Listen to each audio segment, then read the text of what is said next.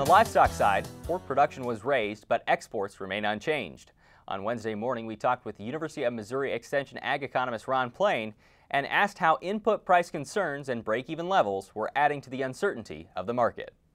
Lately, there's been a lot of uncertainty in the hog markets. Gosh, if you go back 6 or 7 years, hog prices seem to be stuck around 40 cents a pound on a live weight basis. It didn't change much, and so corn was $2 a bushel. Didn't seem to change very much, and so wasn't a lot of price risk, but those days are gone. If you look at what kind of volatility we have in hog prices, there's feed costs, there's an enormous amount of risk in the hog business that didn't used to be there, Jeff. And which is the biggest there, Ron? Is it that corn that we're looking at as we think about maybe a drought coming over the plains?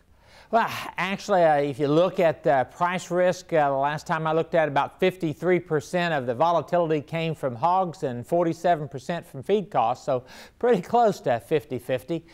Certainly on the grain side, what kind of weather we're going to have in growing season, always a big factor, and now to a certain extent what kind of weather they're having in South America and how that crop is shaping up has an impact on feed costs here in the States.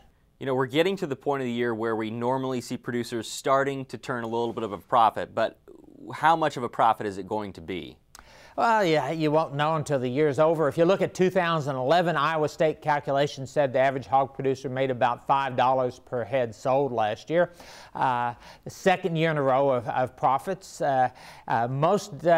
Each week I look at the futures market for corn and hogs and do the calculation. It looks like we're probably going to average somewhere around $6 a bushel this year for corn, maybe a little bit higher. Last year it was $6 and a penny, so a tad bit higher costs.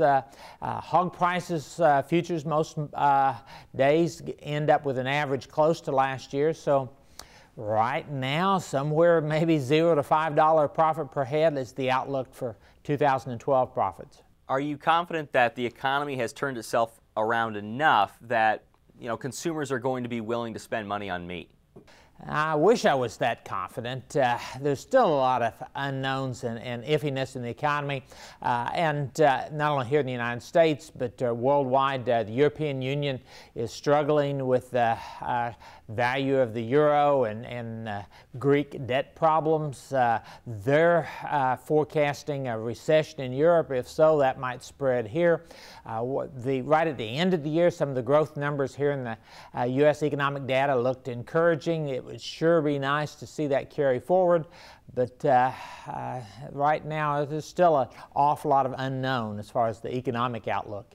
Right, and sort of along those lines, the price spreads are going to come out next week. What do you expect to see there? Still remaining high, I assume.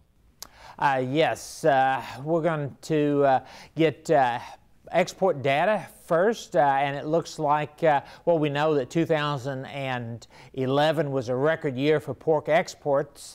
It accomplished that in the first 11 months. The question is how much more we're going to add during the December data when we get that. As far as price spreads on pork, it's been pretty tight spread between pork cutout and what packers are paying for hogs.